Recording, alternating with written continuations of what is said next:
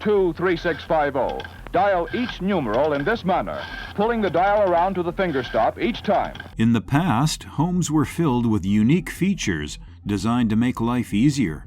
Today, while many of these have disappeared, their history remains fascinating to explore. Let's rediscover some forgotten innovations. Number 53. Super long telephone extension cords. Back in the day, if you wanted to have a private conversation, you grabbed the phone off the wall and dragged the 20-foot cord as far as it could stretch.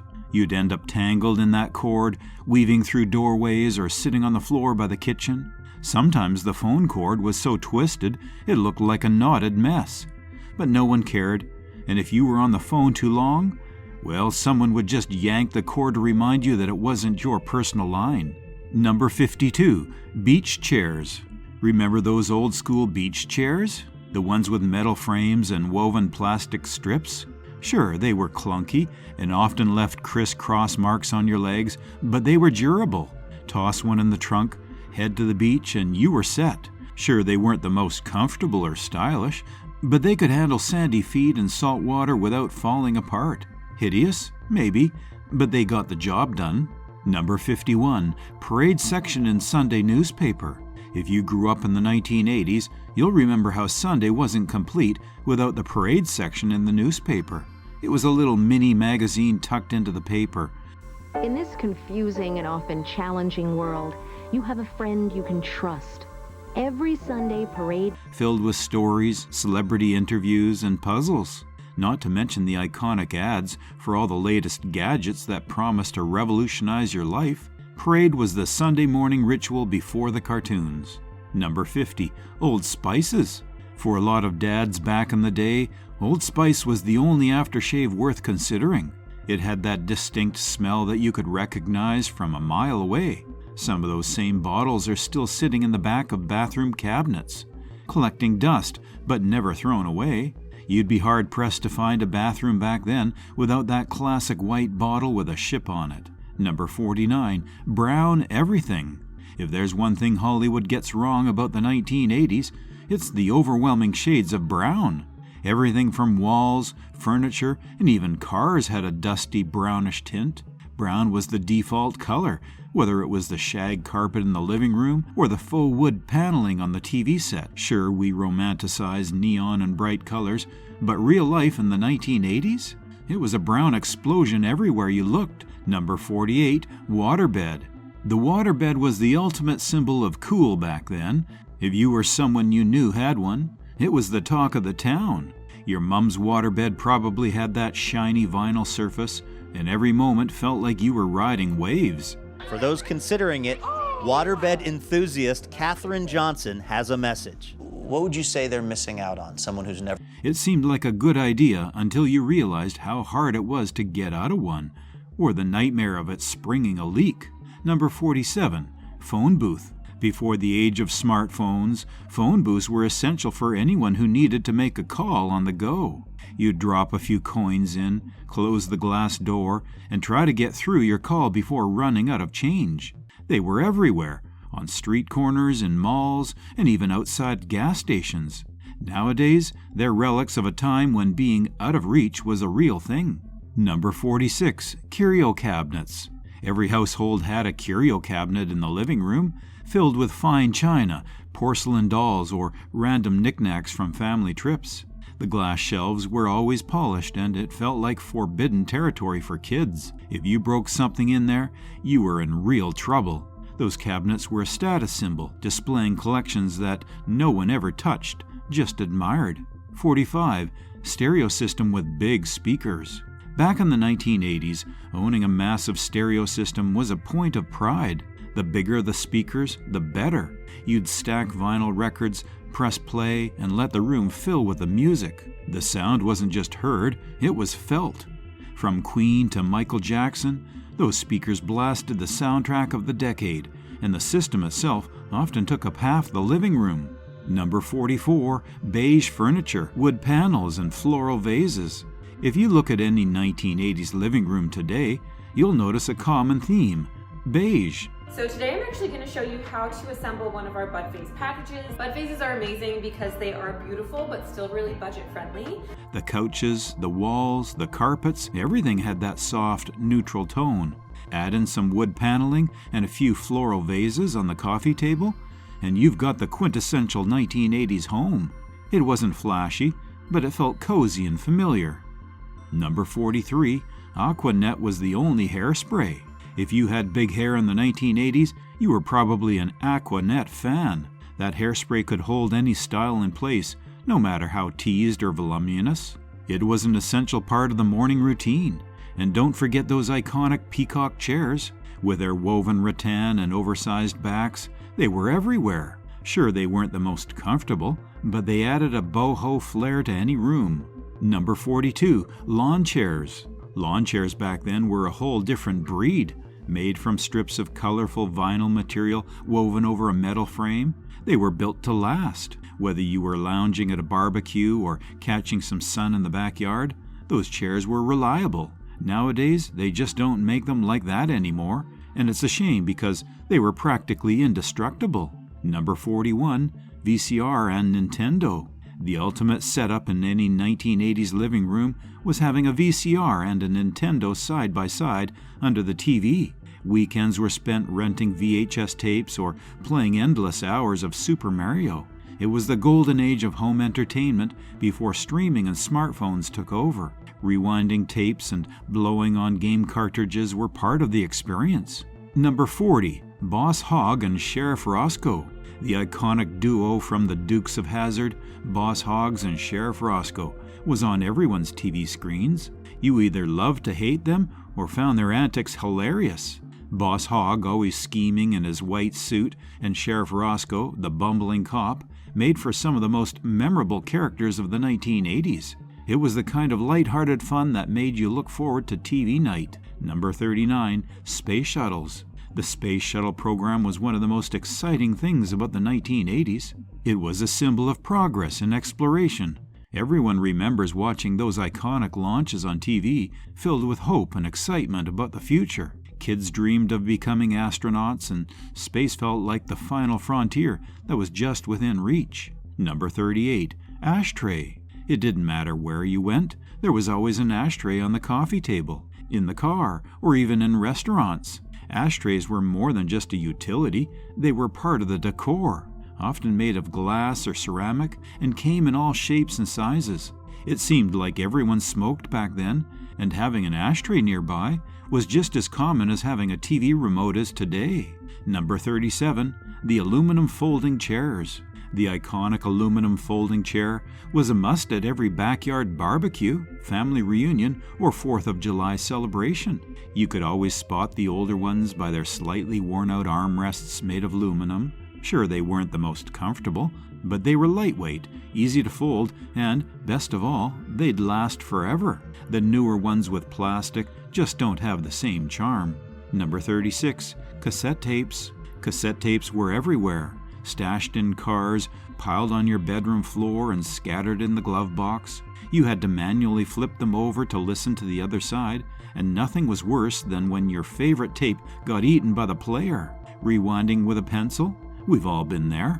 The mixtape was the ultimate expression of love or friendship, carefully crafted for the perfect listening experience. Number 35, cigarette vending machines in restaurants. Cigarette vending machines were fixtures in most restaurants, and for kids, they were fascinating. The colorful packs behind the glass seemed like candy. I remember asking my parents if I could pull the lever, but of course the answer was always no. It's wild to think now that smoking was so accepted that you could buy a pack right next to where you were eating dinner. Number 34, Brute 33 and Canoe Cologne. Brute 33 and Canoe Cologne were the signature scents of the time. Powerful and unmistakable. Esprit and Benetton were the fashion friends that every cool kid wanted in their wardrobe, and Swatch watches were the must-have accessory. Saturdays were spent roller skating or at the ice rink, and if you weren't outside, you were glued to Saturday morning cartoons. Smoking sections in fast food restaurants were the norm. Imagine a Wendy's with a salad bar and ashtrays at every table. Number 33, different colored Kleenex and TP. Back then, tissue boxes and toilet paper came in a rainbow of colors. You'd find pink, blue, and even yellow TP to match the bathroom's decor. It wasn't just about practicality, it was about coordinating your bathroom accessories. Who knew toilet paper could be so stylish? Number 32, Micronauts. Micronauts were the tiny action figures that had interchangeable parts and endless possibilities for imaginative play. They weren't as big as G.I. Joe or Transformers, but for kids who loved to tinker, they were the best toys around. This is the world of the Micronauts. A Croyer, the enemy, and the Micronaut Space Warriors, all sold separately. You could mix and match pieces to create your own unique characters. They may not be as remembered as other 80s toys, but for those who had them, they were pure gold. Number 31, VHS tapes. VHS tapes weren't just entertainment, they were collections proudly displayed on bookshelves in everyone's living room.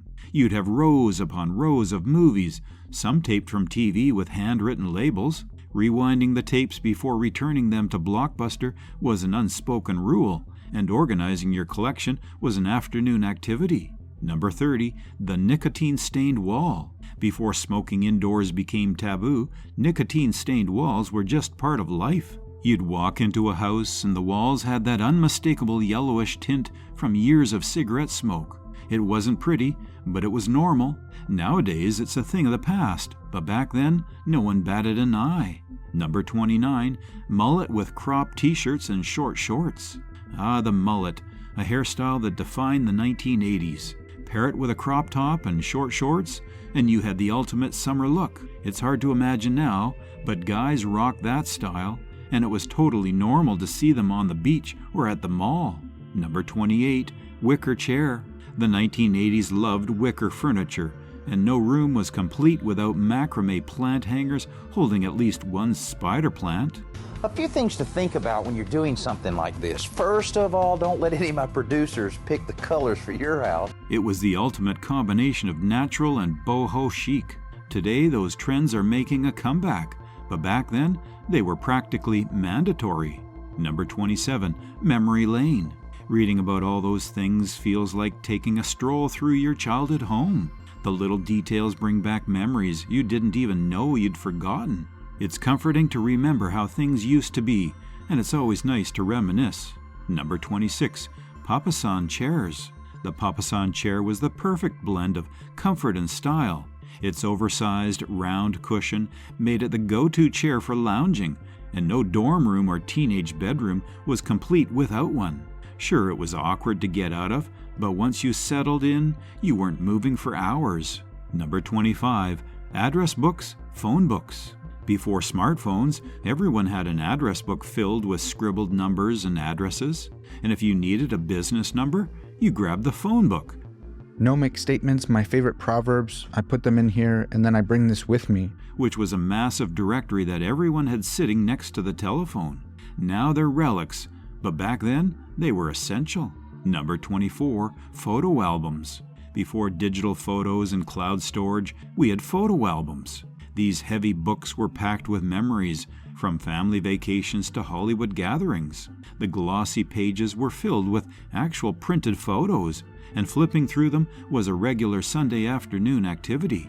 Number 23, Lebras on car hoods. Remember those black vinyl covers people used to put on the front of their cars? Lebras, they were called. Supposedly they protected the car's hood from debris and bugs, but looking back, they didn't really do much except add a questionable style choice to your ride. They became a thing in the 1980s, and it seemed like everyone wanted one, whether or not their car needed it. Number 22, portable calculators. Portable calculators were once a big deal. You'd carry one in your pocket or on your school bag, and it felt like you had a cutting-edge tech at your fingertips. Doing math on the go? Revolutionary. Now, of course, calculators are just another app on your phone. But there was something special about having a standalone device dedicated to crunching numbers. Number 21, collectible figurines. In the 1980s and 1990s, collectible figurines were all the rage. Companies would hype them up by saying they were limited edition or that they'd break the mold after a certain number were made. Barnyard Commandos was a series of figures that was released in 1989 by the Playmates Company. People would line up to grab the latest ceramic or porcelain figure, whether it was a cute animal, a character, or a nostalgic icon. Some are still collecting dust on Grandma's shelf today. Number 20. Tupperware. Tupperware wasn't just for storing leftovers, it was practically a lifestyle. Mums went to Tupperware parties and stocked their kitchens with every possible shape and size of container. These pastel-colored lids were everywhere, and if you were lucky, your lunch came in one of those sealed-tight beauties. Today, Tupperware is still around, but the parties? Not so much. Number 19. Console TV. Console TVs were a piece of furniture as much as they were a source of entertainment. They were big, bulky, and heavy enough to anchor a living room. My parents held on to theirs for as long as it would last, probably because it was built like a tank. When it finally died in 2015, it felt like the end of an era. Nothing today compares to the sheer presence of one of those giant consoles. Number 18. Plastic on furniture. Grandma's house had plastic covering the furniture, and it was non-negotiable. You didn't sit on the actual couch, you sat on the plastic that protected the couch. Sure, it stuck to your legs in the summer and it crinkled every time you moved, but it was all in the name of preservation. That furniture had to last. Number 17. Kids playing outside. Back then, kids practically lived outside. After school and all weekend long, we'd be out riding bikes, playing tag, or just wandering the neighborhood. Sure, we got a lot of sunburns and broken bones, but it was a rite of passage. Being an 80s kid was pretty rad. There were no smartphones or video games to keep us inside, and the only rule was to be home before dark. If you wanted to find your friends, you just looked for the pile of bikes in someone's yard. Number 16. Bill Cosby. Back in the 1980s, Bill Cosby was America's dad. The Cosby Show was a must in every household, and he was seen as the embodiment of wholesome, family-friendly entertainment. Of course, now things are very different, but back then, you couldn't find a more popular figure on TV. Number 15. Comic books and newspapers. Comic books and newspapers were everywhere. You'd grab the Sunday paper to check the comics, and some kid even collected them. Newspapers were how we got our news, long before the internet took over. And comic books? They were the gateway to epic adventures, superheroes, and alternative worlds. Both were part of daily life, something to look forward to every week. Number 14. Affordable magazines. Magazines were cheap, and they were everywhere. You'd grab a Time, Rolling Stone, or 17 off the newsstand for just a couple of bucks. It wasn't a luxury, it was something you could afford every month. Magazines were the internet before the internet existed, packed with fashion tips, celebrity gossip, and in-depth articles. Number 13. Ceramic baking dishes. Grandma's ceramic baking dishes have stood the test of time. Those heavy, solid dishes were built to last, and they cooked up some of the best meals. Now, in the late 1990s, Corning actually stopped making Corningware. It sold its entire consumers division to another company. They may be chipped or faded now, but they still get the job done, just like they did back then.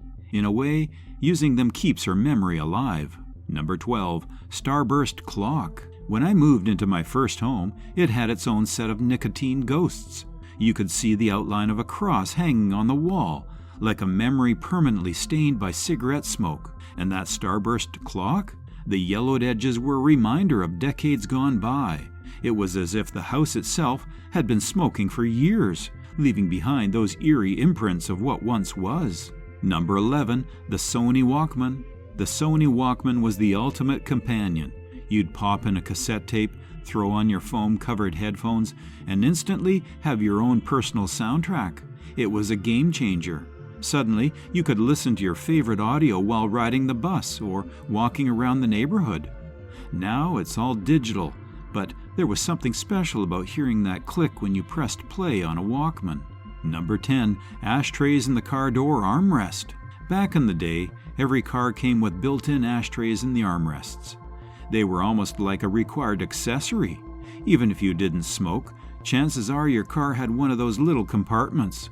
It's strange to think now, but it wasn't unusual to see someone flicking ashes out of the ashtray while cruising down the road with the windows barely cracked. Number 9. kids riding bicycles all over the place with no fear. Back then, kids had total freedom on their bikes. No helmets, no cell phones, just pure adventure. You'd hop on your bike, ride around with your friends all day, and not come home until dinner. Parents didn't worry because that's just how things were. The neighborhood streets were like our playground, and we had no fear. Number 8, Red Dawn cars. Cars back then were built like tanks. You didn't worry about every little scratch or bump. And with the Cold War looming, there was always that half-joking idea that you might just need a rugged vehicle to survive if the Russians really did invade.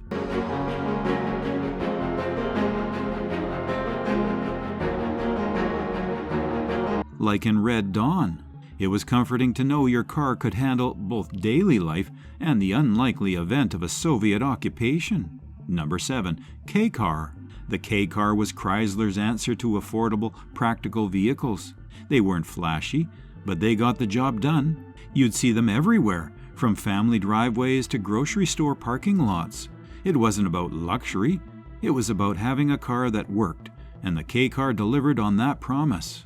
Number 6, Truck bed campers. Truck bed campers were the ultimate road trip accessory. If you had one, you were set for adventure. You could drive wherever you wanted, park and set up camp right there in your truck. It was the perfect combination of mobility and comfort. Nowadays, they've become a rare sight, but back then, they were the go-to for anyone who loved the open road. Number 5, Formica kitchen countertops. Formica kitchen countertops were the height of kitchen fashion back in the day. They came in all sorts of patterns, and you'd see them in nearly every home. Sure, they scratched easily and the edges chipped over time, but they were practical and affordable. If you had Formica counters, you were part of the trend. Number 4, plastic runners on the carpet. Plastic runners were a necessary evil. If you wanted to keep your carpet pristine, you laid down these clear, spiked runners that crinkled underfoot. Plastic straw material which makes it very water resistant and very easy to wash as well. Sure, they were uncomfortable to walk on barefoot, but they protected that precious shag or plush carpet from dirt, spills, and wear. Every step felt like walking on a crunchy path, but it was all worth it to keep the carpet clean. In this modern era, it's easy to overlook the many unique features that were once common in homes. Some of these features served practical purposes, while others were more about protecting the home and keeping things clean. One such feature, which has mostly disappeared in today's homes, is the plastic runner on the carpet. If you grew up in a household that had these, you probably remember trying to avoid stepping on them because they weren't the most comfortable surface to walk on. But why were they so popular? Plastic runners were widely used to protect carpets from wear and tear, particularly in high-traffic areas like hallways or living rooms. These runners were often placed over brand-new carpeting to ensure it stayed pristine. Homeowners wanted to protect their investment, as carpets were a significant expense back then. With children, pets, and frequent guests, carpets could quickly show signs of wear, and plastic runners were an easy solution to extend the life of a carpet. Beyond protecting the carpet, plastic runners had another purpose. They were easy to clean. While vacuuming a carpet might take time, a plastic runner could be wiped down in seconds. And this made it an appealing choice for homeowners who wanted to keep their homes looking neat with minimal effort. The clear plastic allowed the beauty of the carpet to show through, while still offering protection. I have the 9x12 one in the black and beige pattern, and it's actually reversible. You could use it on either side of the rugs. Over time, though, as carpets became more durable and easier to maintain, the use of plastic runners faded. Modern carpets are designed to withstand more foot traffic and resist stains, making plastic runners largely unnecessary. Today, if you see plastic runners, it's often in older homes or perhaps in a nostalgic nod to past home decor trends. While they may not be a staple in today's homes, they are certainly an interesting relic of a bygone era. Number 3, people minding their own business. Back then, life seemed simpler. People walked around with a smile, nodding to their neighbors, and there wasn't this constant need to stay connected 24/7. You lived in the moment, whether it was a casual stroll through the neighborhood or hanging out at a local diner. People minded their own business and just enjoyed life. People tended to mind their own business more for several cultural or social reasons. One key factor was the emphasis on personal privacy and boundaries. Society placed greater value on respecting others' personal lives, and it was generally understood that meddling in others' affairs was frowned upon. Without the presence of social media, people's lives were far more private, information about others was not as easily accessible, and conversations about sensitive or personal topics were kept within close-knit circles. The media landscape also contributed to this mindset. News outlets in the 1980s were less invasive and sensationalized compared to today. You know, trying to answer a question that may be very ill-formed. Tabloid culture did exist, but it wasn't as pervasive or intrusive into the lives of average citizens. This meant people were less likely to pry into the affairs of others for entertainment or gossip. The focus during the 1980s was on individualism and personal responsibility. Many people were busy managing their own lives, families, and careers, especially in a time of significant economic change. The rise of consumer culture and personal ambition also led people to concentrate more on their own goals and progress, rather than concerning themselves with the actions and choices of others. This cultural backdrop fostered an environment where people were more inclined to mind their own business. Number 2, relationships not torn apart over politics. There was a time when people could have differing political opinions and still be friends. Politics wasn't the divisive wedge it is today. Families could sit down to dinner and talk about other things without arguments flaring up. We focused more on what brought us together rather than what tore us apart. First, political discourse was less polarized. Though there were strong debates between Republicans and Democrats, it didn't typically divide everyday people. Political disagreements were often seen as just another part of life, rather than a defining characteristic of a person's identity. Media coverage in the 1980s was more centralized. I have to say, I don't have a lot of tolerance, and that if our values were that much different, we'd be in serious trouble. Well, we have a certain requirement. With fewer outlets to amplify extreme viewpoints, this led to a more unified perception of major events and a sense of common ground, even if people held differing opinions. Additionally, social media and the internet didn't exist to constantly broadcast and escalate political differences. Conversations about politics occurred in smaller, more private settings like family dinners or social gatherings, where people were more inclined to avoid conflict and maintain civility. Political issues also took a back seat to other pressing concerns of the era, such as the economy, the Cold War, and cultural shifts, so people were often more focused on broader societal progress than personal politics. In short, the lack of extreme polarization and the absence of social media allowed relationships to thrive despite political differences. Number 1, married parents. It wasn't uncommon to grow up in a household where both parents were married, often for decades. Divorce rates were lower and families had this sense of togetherness that seemed like a given. Having married parents wasn't just normal, it was expected. The idea of forever wasn't just a romantic notion, it was how life worked. Thanks for taking a nostalgic trip through the 1980s with us. It's amazing to see how far we've come from the days of bulky electronics and outdated technology. While many of these items may be obsolete now, they played a huge role in shaping the way we live today. If you enjoyed this video, don't forget to like, comment, and subscribe for more trips down memory lane. Let us know in the comments what 1980s item you remember the most. Until next time, stay curious, stay retro, and we'll catch you in the next video.